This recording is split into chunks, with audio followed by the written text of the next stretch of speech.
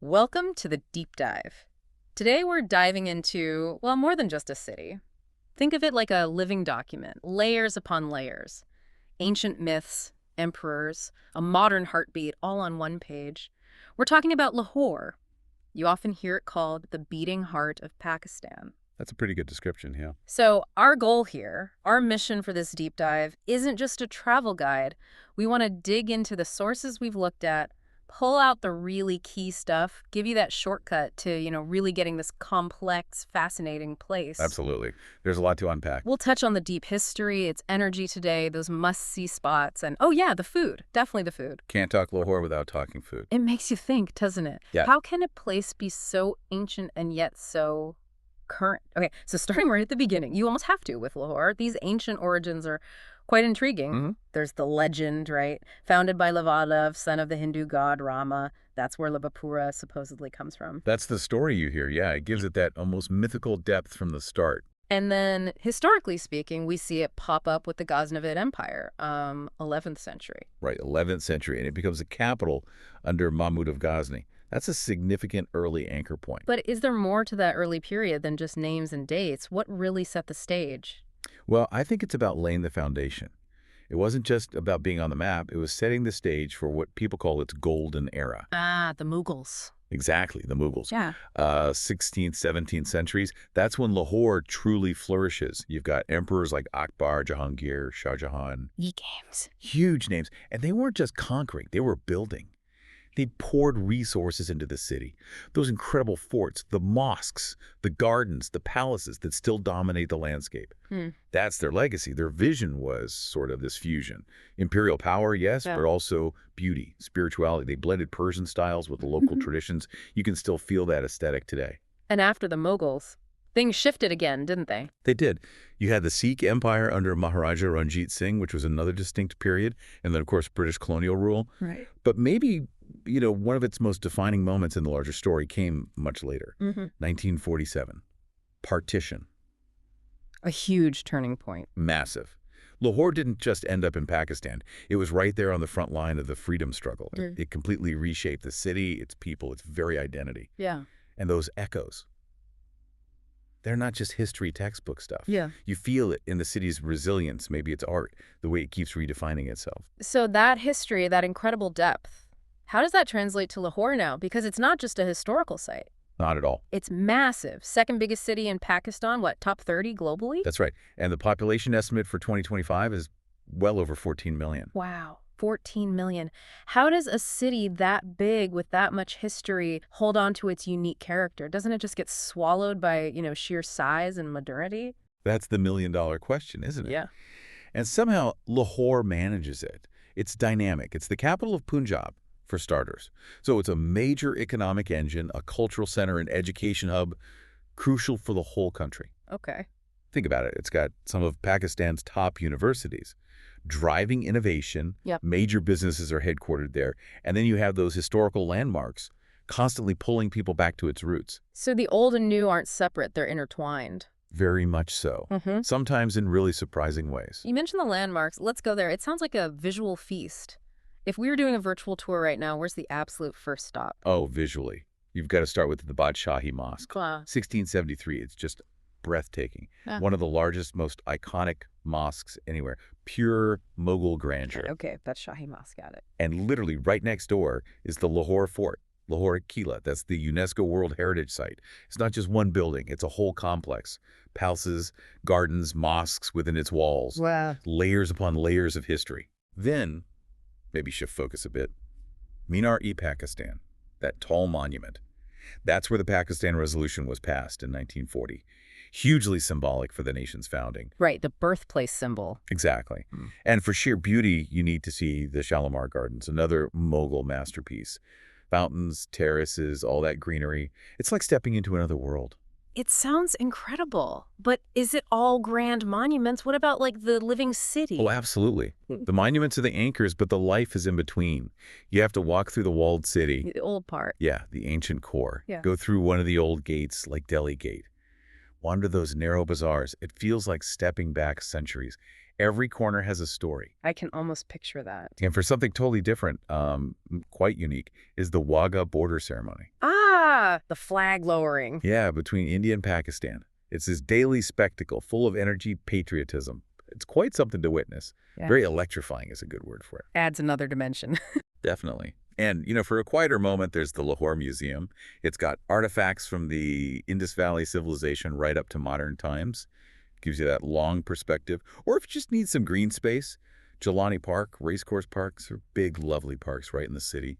Good places to just relax and observe. Okay, we absolutely have to talk about the food. It seems inseparable from Lahore's identity. People call it foodie heaven. They do, and for good reason. And that saying, Jine Lahore naivekya o jamya nai. One who hasn't seen Lahore hasn't truly lived. Yeah, it sums it up. It's partly about the sights, but honestly, a lot of it is about the taste. So if you had to pick one dish, one for a first-timer that just screams Lahore, what is it and why? Ooh, just one. That's tough. Okay, I'd probably have to say nihari. Nihari, tell me about it. It's this rich, slow-cooked beef stew, like really slow cooks for hours and hours, often overnight. It gets this deep, complex, spicy flavor. People often eat it for breakfast, believe it or not, with hot naan bread. It's incredibly hearty. Breakfast stew, interesting. Yeah.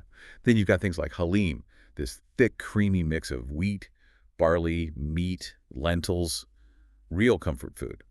And paya, which is trotter soup, gelatinous, full of flavor. Okay, traditional stuff. Very traditional. And then there's the famous Lahori charga, a whole chicken, marinated in spices, deep fried till it's super crispy outside and juicy inside. It's spectacular. My mouth is watering already. Where do you find the best versions of these? Any specific spots? Well, for karahi, that's like a stir-fry curry cooked in a wok. Places like Butt Karahi are legendary.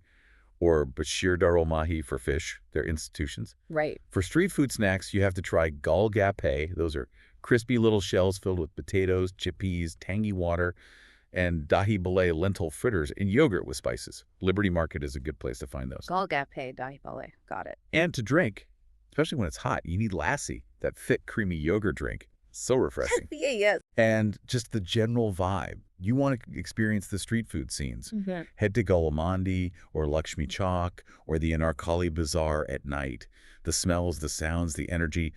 That's pure Lahore. It sounds like an experience for all the senses. Totally. Now, moving beyond food and monuments, Lahore is known as Pakistan's cultural capital. You hear about theater, performing arts, Alhambra Arts Council, a Joka Theater. That's right. They're important venues. But what makes its cultural scene so vibrant, so enduring? Is it just the venues or something deeper? I think it's much deeper. Lahore doesn't just host culture. It sort of generates it. Part of it is the educational aspect. How so? Well, you've got major universities like LUMS, Government College University, Punjab University. They're not just teaching. They're fostering critical thinking, creativity. They're hubs of intellectual life. Right, feeding into the culture. Exactly. And the art and literature scene is huge. The Lahore Literary Festival, it's the biggest in Pakistan, draws international names. It's a massive event. And you have institutions like the National College of Arts, NCA, which has trained generations of Pakistani artists. So a real ecosystem for arts and ideas. Precisely. And another thing, which is maybe less obvious but really important, is a certain level of religious harmony.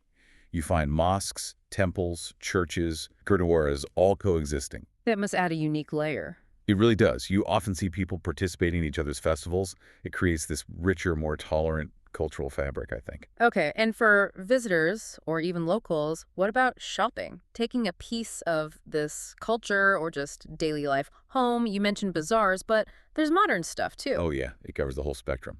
You want brands, high-end fashion, head to Liberty Market or Alam Road. Very chic. Okay. Then you have Anarkali Bazaar. That's one of the oldest markets in South Asia. It's got that incredible historical feel. You can find almost anything. It's an experience in itself. A classic bazaar. Totally. For fabrics, traditional clothes, that kind of desi shopping, Ikra Bazaar is really popular. And then, yes, the modern malls. Emporium Mall, Packages Mall. Yeah. They're huge, air-conditioned, everything you'd expect from a modern shopping center. So you really see the old and new side by side even in the shopping. Perfectly sums it up. It reflects that duality of Lahore. And speaking of what makes Lahore stand out, how about a few quick did-you-know facts? Oh, fun facts. Let's hear them. Okay, rapid fire. Did you know Lahore has more colleges and universities than any other city in Pakistan? Wow, I didn't know that. An education powerhouse. Yep. Fact 2. The Lahore High Court, established way back in 1866. Long history there. Fact 3, it's home to Data Darbar. Not just a Sufi shrine, but one of the biggest in all of South Asia. Millions visit. A major spiritual center then. Huge. Yeah. Fact 4, the British used to call Lahore the Paris of the East. Paris in the East? Why was that? Probably the gardens, the culture, the architecture. It had that kind of vibe for them, I suppose. Interesting comparison. And fact 5, linking back to culture, it hosts the largest literary festival in Pakistan. Solidifies its cultural capital status. Okay, those are great little nuggets. They really add color. So pulling this all together, it feels like Lahore is so much more than just a list of places or facts. It's, well, you said it, a feeling, but also this incredibly dynamic entity. It really is. Bold, beautiful, definitely buzzing. The soul of Pakistan seems like a fitting description. Every street, every taste tells part of its story. Absolutely. And if we kind of zoom out, look at the bigger picture, Lahore is this amazing case study, isn't it? How so? Well, it shows how all these layers, ancient myths, Mughal splendor, the colonial era, partition, modern growth, they don't just sit separately. They merge, they interact, they create this living, breathing cultural force that's constantly evolving. Yeah, that's a powerful way to put it. And it makes you wonder, doesn't it, thinking about Lahore's journey, what specific parts of a city's history, its layers, do you think have the biggest impact on its identity today? And how could looking at cities through that kind of layered lens help us understand other complex places around the globe?